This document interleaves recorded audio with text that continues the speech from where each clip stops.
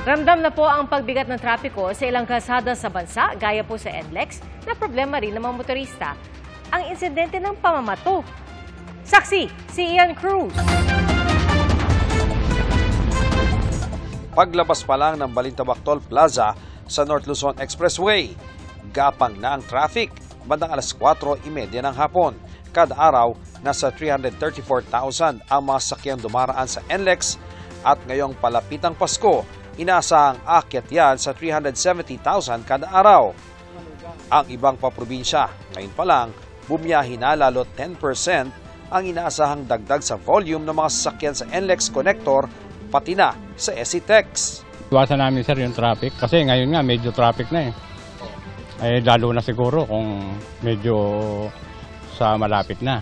Ang suwestyon ng NLEX, bumiyahe sa non-peak hours o alamin ang sitwasyon ng trapiko sa kanilang social media platforms. Binigay po natin yung mga time frame po ng mga peak period, pero ina-advise din po natin sila na yun nga po kung mas maganda mag-monitor po sila yung current situation po ng traffic ng NLEX kasi yung connector road.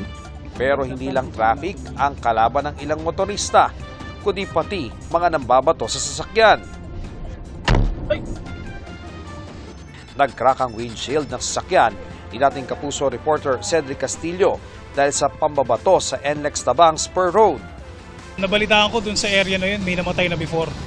Same insidente, binato yung windshield. So, message ko dun sa gumawa, imagine mo lang kung malala yung resulta ng ginawa mo, paano na lang yung pamilya? Diba? Habang buhay mo ng cargo yan.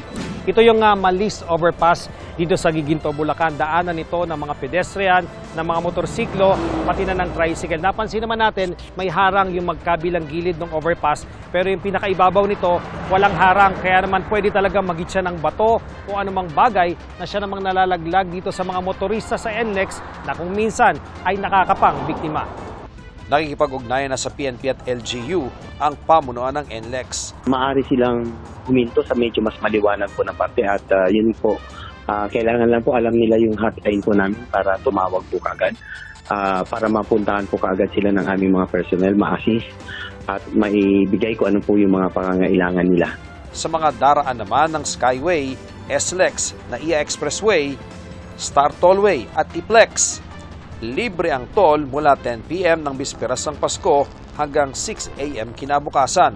Gayon din sa parehong oras ng December 31 hanggang 6 a.m. ng January 1. Sa mga bumibiyahe naman sa Bicol Region, malaking perwisyo pa rin ang matinding traffic sa Andaya Highway.